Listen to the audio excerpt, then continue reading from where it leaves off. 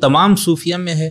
جیسے علی عباس جلال پوری صاحب وہ تصوف کو دو قسموں میں تقسیم کرتے ہیں. ایک کو شیخ اکبر سے وہ کہتے ہیں یہ معقولی تصوف ہے, اور دوسرا جو ہے وہ جس کے اندر وہ کہتے ہیں وہ یعنی جس کے اندر وہ ان چیزوں پہ بحثیں نہیں ہے, صرف تزکیہ نفس اور اخلاق, بس اس پہ جو بات کی جاتی ہے, یا جو وظائف اور یہ اس طرح کی جو چیزیں ہیں.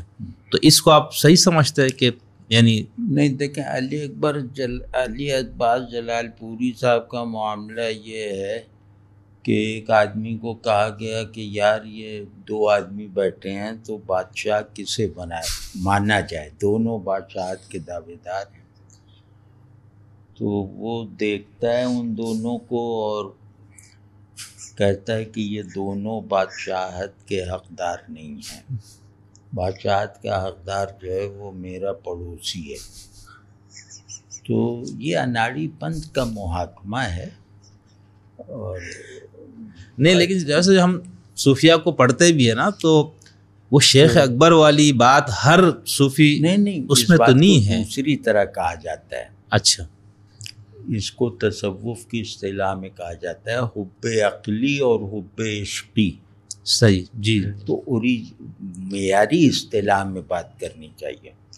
اور ایک ہے کہ ڈاکٹرینل تصوف یہ ویسٹ نے دی ہے, اور پریکٹیکل تصوف یا مورل تصوف وہ جیسے علی عباس صاحب کی بات ہے. لیکن ڈاکٹرینل تصوف ہے, وہ فلاسفیکل تصوف نہیں ہے. صحیح. تو وہ باتیں کیونکہ عقل کو زیر کرتی ہیں یا مبہوت کرتی ہیں, تو یہ لوگ اس کو بھی فلسفے کھاتے میں لے جاتے ہیں. بالکل نہیں ہے. اور ابن عربی فلسفے کے دشمن تھے, کلام کے بھی اور فلسفے کے بھی. تو خیر, تو ان کا جو تصور عقل ہے نا, اس میں ایک عجیب سی بات ہے. یہ نہیں کہ یہ لوگ اس تصور عقل کے بانی ہیں.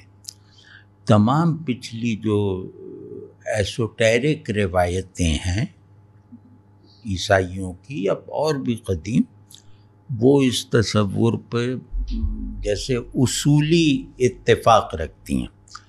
وہ یہ کہ عقل وجود کی خود شعوری ہے. یہ تو وجود آسان ہے. وجود کی سیلف اویئرنیس یہ عقل ہے. یعنی سیلف اویئرنیس ایکٹیو ہو جائے تو وہ عقل ہے. یہ اتنی باریک اور اتنی جدید بات ہے. مطلب آج بھی ہم ایپسٹیمالوجی میں اس کو استعمال کر سکتے ہیں اعتماد کے ساتھ.